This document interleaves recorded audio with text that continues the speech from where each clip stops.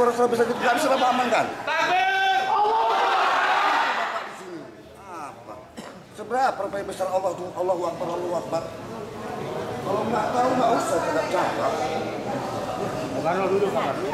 Macam mana besarnya Allah? Allah Akbar.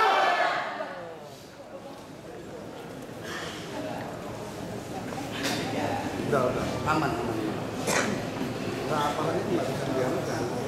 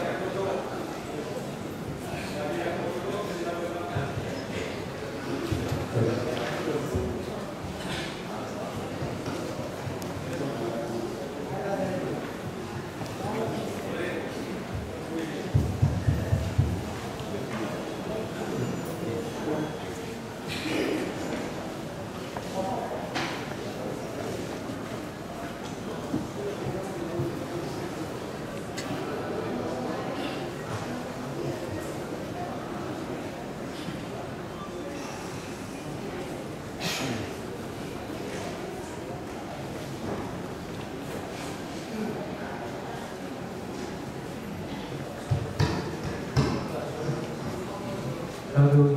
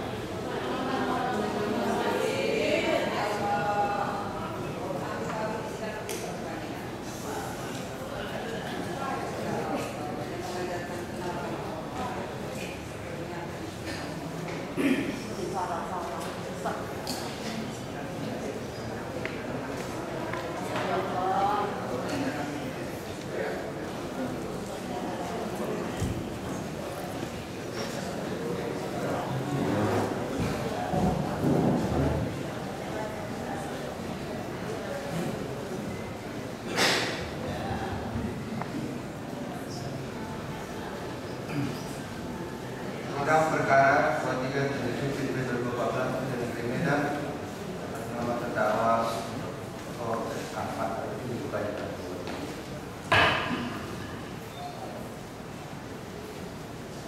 sesuai berita acara minggu yang lalu, hari ini akan mendengarkan eksepsi atau suratan eksepsi. Sudah siap? Yang mulia, terima kasih. Sebelum kami bacakan, mungkin tidak akan secara keseluruhan, namun yang hal-hal yang penting.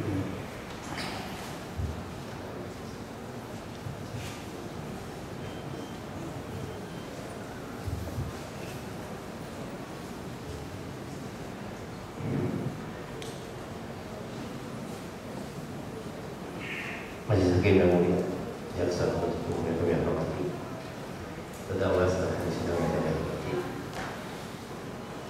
Eksepsi tentang keberatan kami sebagai berikut.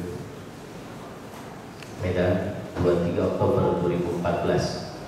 Kepada yang terhormat Majelis Hakim Perkara Pidana nomor 2377 garing B 2014 garing PR MDN Pengadilan Negeri Medan di Medan. Sebelumnya perlu kami tegaskan bahwa pengajuan eksepsi ini sama sekali tidak mengurangi rasa hormat kami dan penuntut umum yang sedang melaksanakan tugas dan fungsinya, serta tidak juga dimaksudkan untuk mencari kesalahan dari surat dakwaan penuntut umum ataupun menyanggah secara a priori dari materi ataupun formal dakwaan yang dibuat oleh penuntut umum, namun semata-mata sebagai upaya untuk menjaga agar persidangan perkara akbo dilaksanakan sesuai dengan ketentuan hukum acara yang berlaku, serta untuk menjamin terpenuhnya hak-hak terdakwa.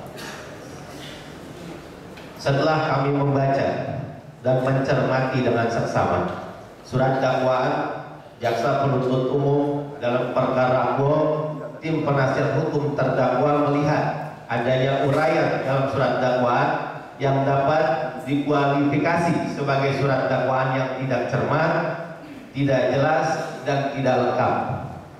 Beberapa bentuk ketidakcermatan, ketidakjelasan, dan ketidaklengkapan dimaksud dapat kami kemukakan dengan alasan-alasan sebagai berikut. 1. Tidak cermat, tidak jelas, dan tidak lengkap berkaitan dengan bentuk perbuatan terdakwa yang melanggar pasal yang didakwakan kurung buka 156 huruf A KUHP penuntut. Pada halaman 2 surat dakwaan penuntut umum disebutkan 8 bentuk perbuatan terdakwa yang diduga bertentangan dengan Al-Quran dan hadis. Akan tetapi pada uraian sesudahnya dikatakan bahwa atas ajaran-ajaran terdakwa tersebut beberapa mantan murid terdakwa melaporkannya ke Majelis Ulama Indonesia Sumatera Utara MUI Sumut. Selanjutnya MUI Sumut mengeluarkan keputusan fatwa MUI Sumut nomor 03 garing KF garing MUI strip SU strip 9 garing 2013 tanggal 10 September 2013, yang pada intinya memutuskan adanya 3 bentuk ajaran terdakwa yang menyimpang dari ajaran Islam, yakni A. Malaikat diciptakan atas perintah Allah, B. Zakat mal harta dari murid harus diserahkan kepada guru, C. Boleh nikah muka garing siri tanpa wali tanpa saksi. Dengan demikian, dari 8 bentuk ajaran terdakwa yang diuraikan pada halaman 2 surat dakwaan tersebut, hanya 3 bentuk ajaran terdakwa dalam fatwa MUI Sumut di atas yang dianggap menyimpang dari ajaran Islam. Berdasarkan fakta tersebut, maka semestinya dalam surat dakwaan harus disebutkan atau diuraikan secara jelas dan tegas dari 8 bentuk ajaran terdakwa tersebut, ajaran terdakwa yang mana? Ajaran terdakwa yang mana saja yang menurut penuntut umum termasuk sebagai perbuatan-perbuatan yang melanggar pasal 156 huruf A KUHP. Apakah 8 bentuk ajaran terdakwa yang disebutkan pada halaman 2 surat dakwaan, ataukah hanya 3 bentuk ajaran terdakwa yang disebutkan dalam fatwa MUI Sumut tersebut? Perlunya diuraikan secara jelas dan tegas tentang ajaran terdakwa yang kemudian dikualifikasi sebagai bentuk pelanggaran pidana sesuai pasal yang didakwakan merupakan hal yang sangat esensial dalam surat dakwaan. berkaitan dengan alasan-alasan serta dasar penerapan pasal yang didakwakan terhadap terdakwa. Dengan tidak disebutkan secara jelas dan tegas mengenai hal tersebut, maka menurut hemat penasihat hukum terdakwa telah menjadikan surat dakwaan penuntut umum menjadi tidak cermat, tidak jelas dan tidak lengkap. Kami lanjutkan. Poin 2, tidak cermat, tidak jelas dan tidak lengkap berkaitan dengan kesalahan penerapan pasal yang didakwakan. Karena perbuatan-perbuatan yang didakwakan tidak termasuk kategori tindak pidana yang diatur dalam pasal 156A KUH pidana sebagaimana didakwakan. Meskipun nantinya akan dibuktikan dalam persidangan bahwa dari 8 ajaran yang diduga disampaikan terdakwa yang diduga menyimpang dari ajaran Islam sebagaimana diuraikan pada halaman 2 surat dakwaan tersebut adalah tidak benar, karena terdakwa sama sekali tidak pernah mengajarkannya, kecuali pendapat terdakwa pada poin 1 mengenai proses penciptaan Nabi Adam alaihissalam. Namun jika dicermati 8 bentuk ajaran yang didakwakan kepada terdakwa tersebut tidak termasuk sebagai perbuatan-perbuatan yang dapat diancam dengan pasal 156A KUH pidana sebagaimana didakwakan. Alasannya, tindak pidana yang diatur dalam pasal 156A KUH pidana berkaitan dengan perbuatan-perbuatan yang sifatnya mengandung permusuhan, penyalahgunaan atau penodaan terhadap agama. Sedangkan dugaan perbuatan terdakwa berupa 8 ajaran yang disampaikannya kepada murid-muridnya yang diuraikan dalam surat dakwaan berkaitan dengan masalah penafsiran terhadap ajaran agama. Kedua jenis perbuatan tersebut, yakni perbuatan yang mengandung permusuhan, penyalahgunaan atau penodaan terhadap agama, dan perbuatan penafsiran terhadap ajaran agama, memiliki karakter dan tunduk pada ketentuan pidana yang berbeda. Ketentuan pidana yang dikenakan terhadap perbuatan penafsiran yang menyimpang dari pokok-pokok ajaran agama diatur dalam pasal 1, 2, dan 3 Penetapan Presiden Republik Indonesia nomor 1/PNPS tahun 1965 tentang pencegahan penyalahgunaan dan atau penodaan agama.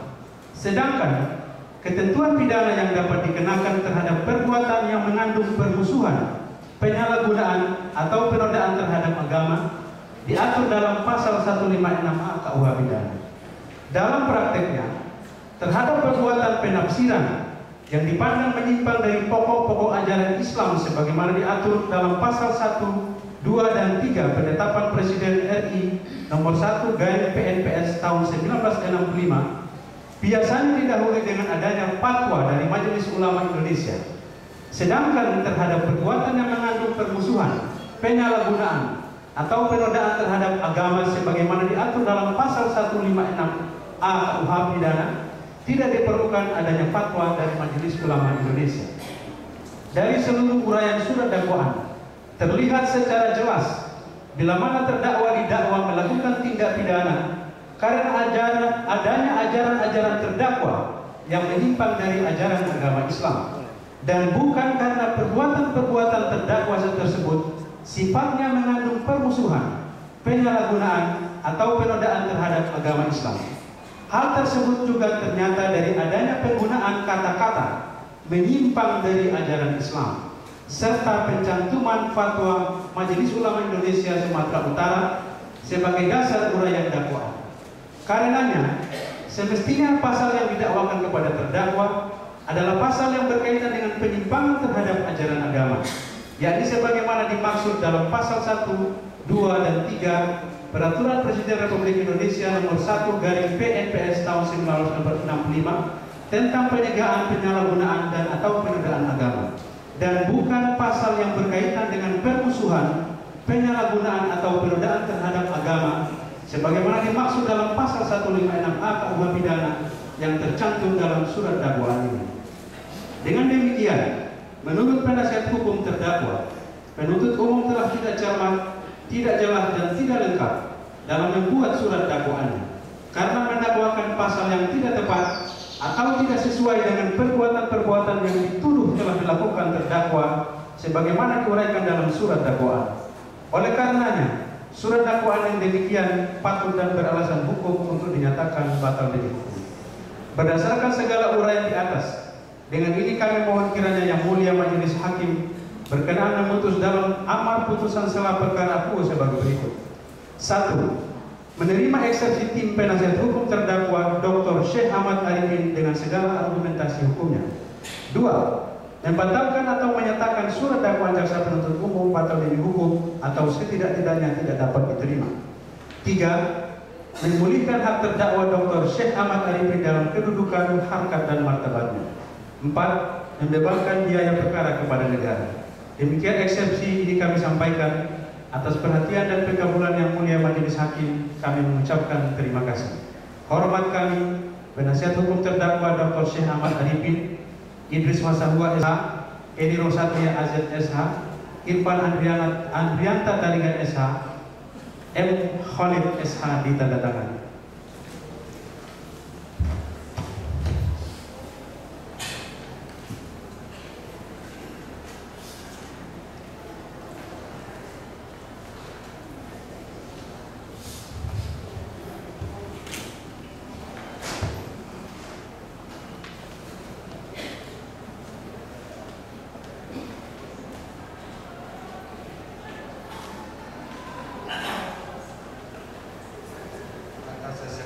Penasihat hukum terdakwa, apakah penuntut umum akan mengajukan penjelasan secara tertulis tentang apa? Terima kasih Majelis. Dalam ini kami tim jaksa penuntut umum akan menjawab eksepsi daripada penasihat hukum. Kami memaksa waktu 1 minggu.